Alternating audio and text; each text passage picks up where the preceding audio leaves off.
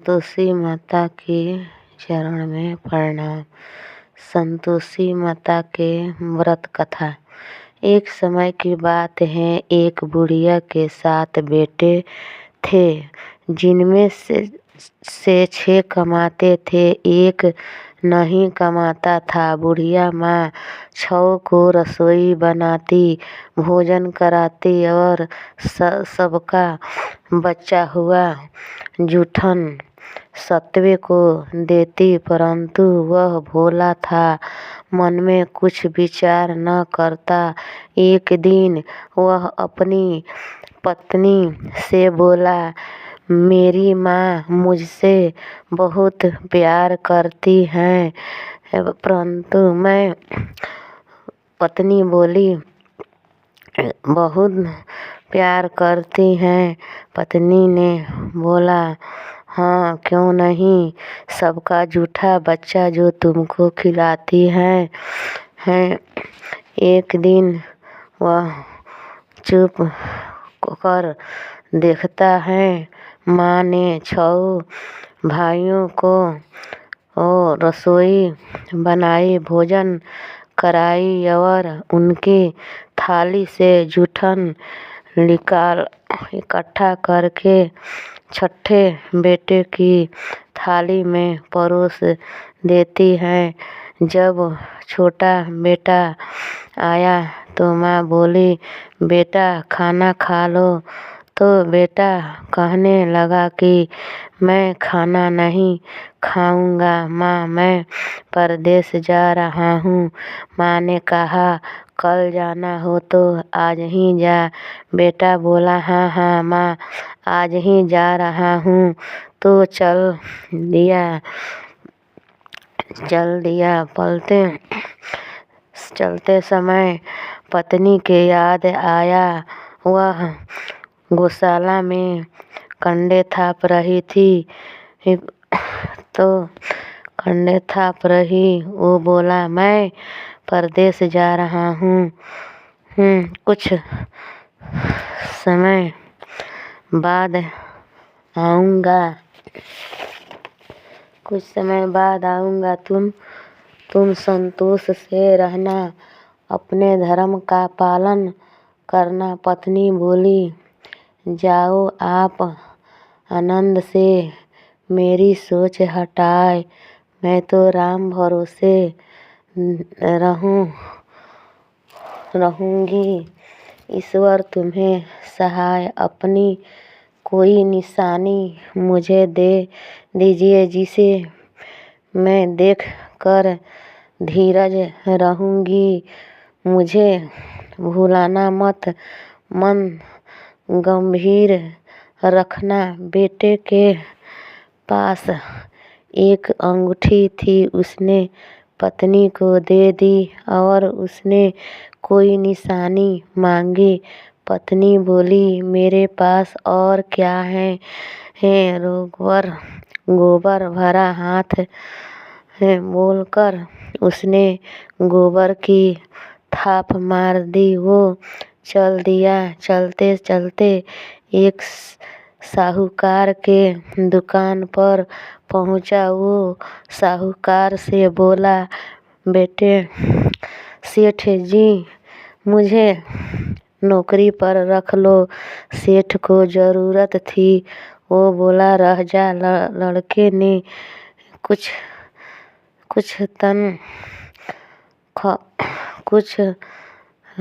क्या देखेंगे। साहूकार बोला, काम देखकर दाम देंगे। साहूकार बोला, काम देखकर देंगे, दाम मिलेगा। साहूकार की नौकरी ही मिली। वो सवेरे 12 बजे से रात 9 बजे तक, सवेरे 7 बजे से रात 9 बजे तक नौकरी करने लगा।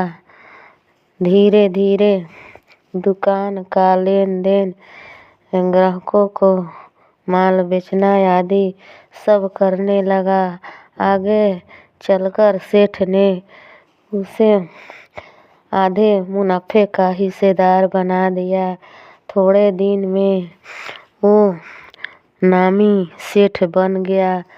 इधर उसकी बहू को उसके सास ससुर बहुत कष्ट दे रहे थे। पूरे गृहस्थी के काम कराते, भोजन में उसे सूखी भूसी की रोटी और नारियल के करैली में पानी रख दी जाती। उसे जंगल में लकड़ी लेने भेजते। एक दिन जब वो लकड़ी लेने जा रही थी कि रास्ते में उसने देखा कि कुछ औरत संतोषी ही जी माता का व्रत कर रही थी।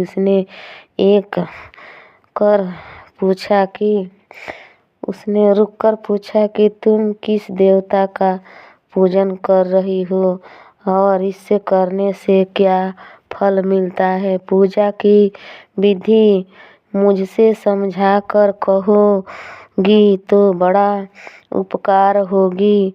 सभी बोली, हम संतोषी माँ का पूजा कर रहे हैं।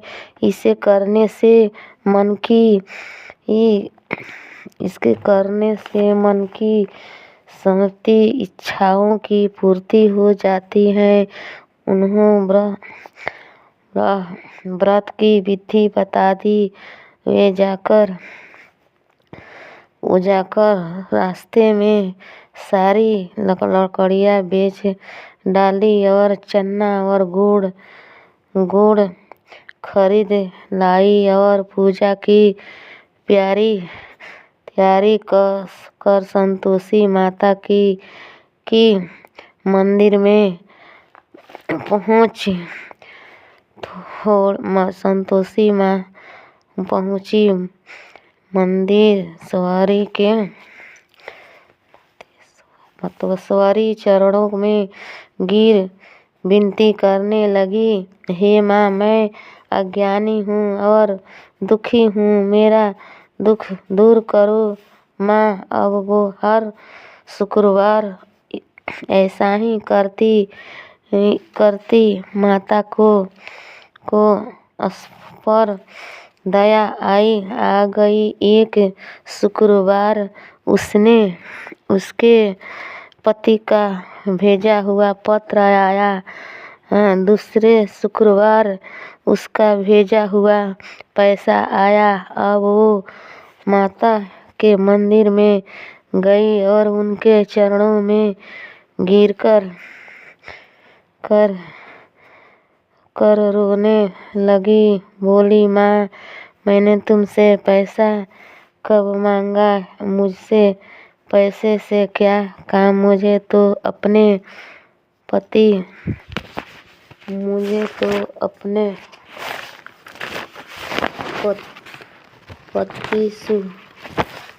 सुहाग से काम है। मैं तो अपनी स्वामी का सेवा मांगती हूँ। माता शुक्रवार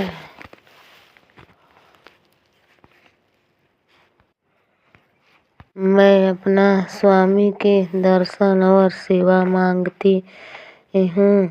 माता प्रसन्न हो गई। बोली, पुत्री, तेरा मालिक अवश्य आएगा।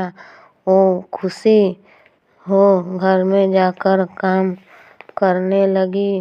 फिर माता विचार करने लगी कि मैंने इस भोली पुत्र को बोल तो दिया, कहाँ से वो आवेगा?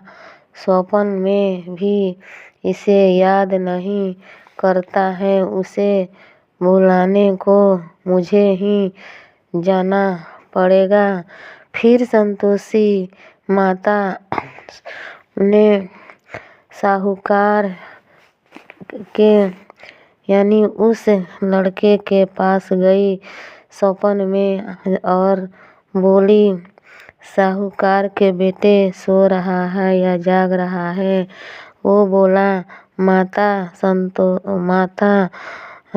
सोता भी नहीं हूँ और जागता भी नहीं हूँ, बीच में हूँ। कहो कुछ आज्ञा कहो। माँ बोली, तेरे घर बार हैं या नहीं, पत्नी को त्रास दे रहे हैं। लड़का बोला, जानता माँ जान नहीं, बीच में हूँ, कहो कुछ आज्ञा है। माँ बोली, तेरा घर वाले तेरी पत्नी को त्रास दे रहे हैं। लड़का बोला, जानता हूँ माता, परंतु क्या करूँ, परदेश की बात है, कैसे जाऊँ। माँ बोली, मेरी बात मान, तू सवेरे उठ, वहाँ नहा धोकर दीपक जला, संतोषी माता को दंडवत प्रणाम कर और दुकान पर बैठ, फिर देख चमत्कार। वह सवेरे जल्दी उठकर बंधुओं से सपने की बात कहता है और उसकी बात अनसुनी कर रहे थे। बोला, अपने भी सच वाला ऐसा भी सच होता है क्या। पर एक बुजुर्ग बोला, माँ तो ने जैसे कहा है वैसा ही कर, वैसा ही करने में तेरा क्या जाता है। लड़का बूढ़े आदमी की बात मानकर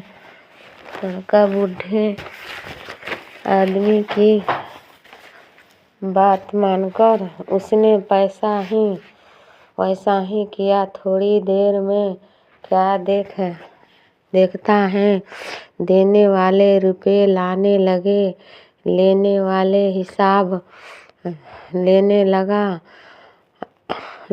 खरीदार नगद दाम दे सौदा खरीदने लगा।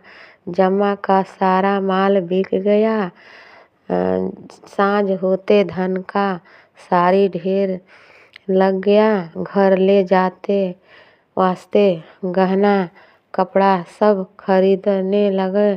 सुबह वह गाँव के लिए निकल गया। इधर पत्नी जब लकड़ी लेके वापस आती तो संतोषी माता के मंदिर पर विश्राम करती। वो तो उसके रोज ठहरने का स्थान ठहरा। थोड़ी दूर पर धूल उड़ती देख वह पूछने लगी, माँ वह धूल कैसे उड़ रही है। माँ बोली, बेटी तेरा पति आ रहा है, अब तू काम कर। लकड़ियों के 3 गट्ठे बना, एक मंदिर के किनारे रखा, दूसरा मेरी मंदिर पर छोड़। लकड़ी देखकर तेरे धनी को मोह पैदा होगा, वो यहाँ रुकेगा, भोजन बना खाकर माँ से मिलने जाएगा। तब तू वो लकड़ी का गट्ठर बीच आंगन में डाल, जोर से 3 आवाज लगाना। लो सासू जी, लकड़ियों के गट्ठर लो, भूसी की रोटी दो, नारियल के खोपड़े में पानी दो। आज मेहमान कौन आया है। बहुत अच्छा माता जी, एक बहुत अच्छा, सास बोल कर उसने लकड़ी के 3 गट्ठा बनाए। इतने में एक नदी पर छोड़ा, एक माँ के मंदिर पर छोड़ा। इतने में मुसाफिर आया पहुँचा। लकड़ी देख बोला, लकड़ी कितनी सूखी है।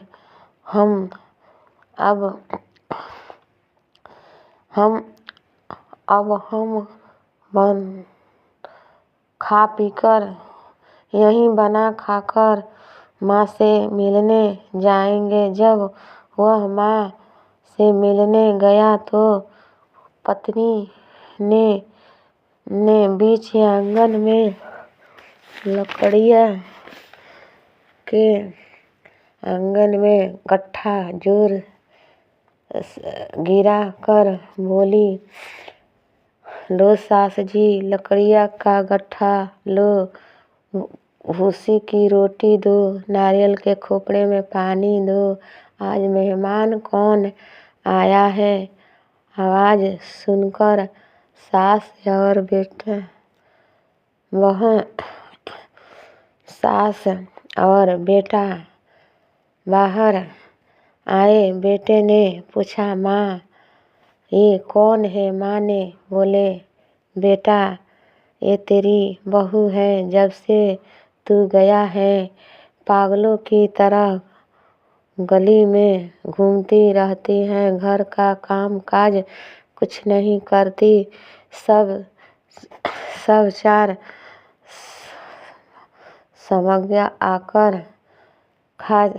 समय आकर खा जाती हैं। अब तुझे देखकर भूसी की रोटी और नारियल के खोपड़े में पानी मांगती हैं। बेटा बोला, हाँ हाँ माँ, मैंने तुझे भी देखा और इसे भी देखा। अब दूसरे घर की चासी दो, मैं उसमें जाकर रहूँगा। माँ बोली, तेरी जहाँ मर्जी है तू जाके रह। कह कर माँ ने चासिया का गुच्छा पटक दिया।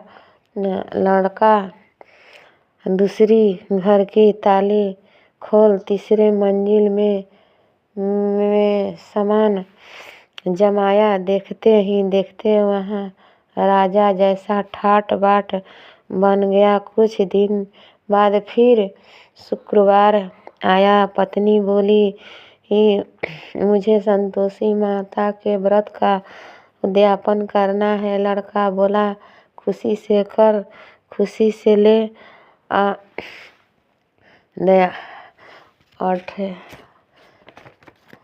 खुशी से ले, खुशी से कर उद्यापन की तैयारी।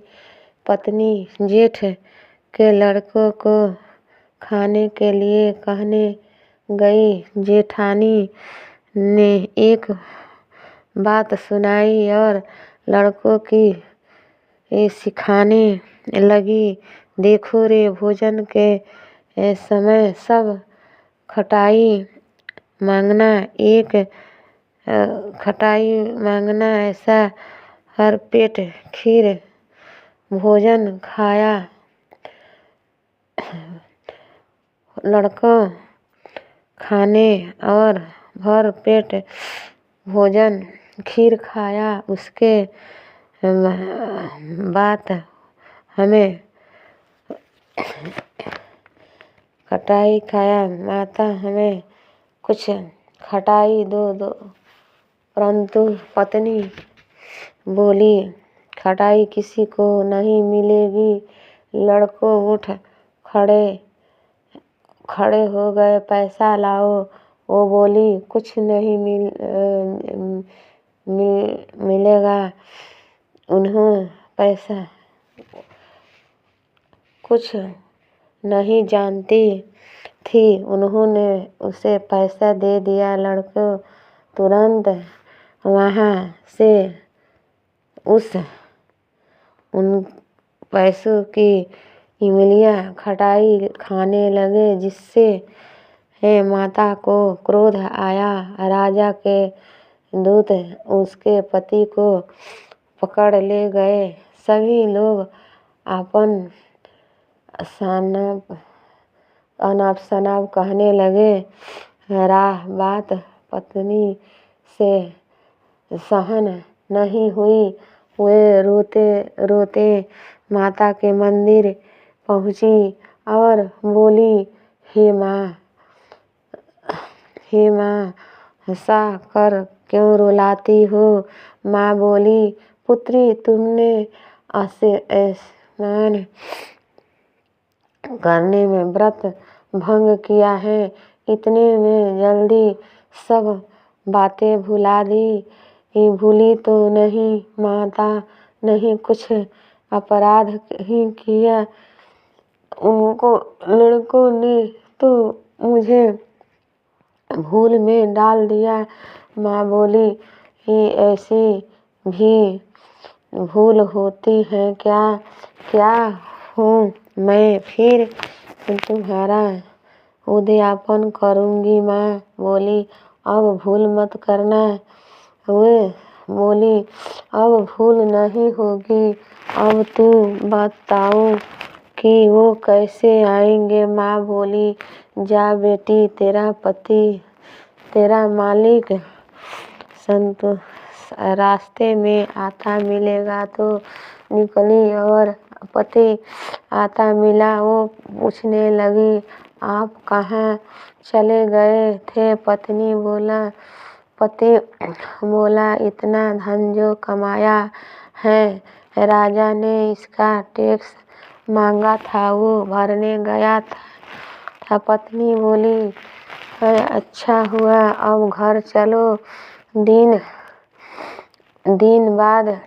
कुछ दिन बाद फिर एक शुक्रवार आया। उसने पत्नी से बोला, मैं फिर उद्यापन करूँगी। पति बोला, खुशी से कर। जेठानी के भोजन के लिए जेठानी के लड़कों को कहने गई। जेठानी एक दो बातें सुनाई और लड़कों से कहा, सुनो रे, पहले खटाई मांगना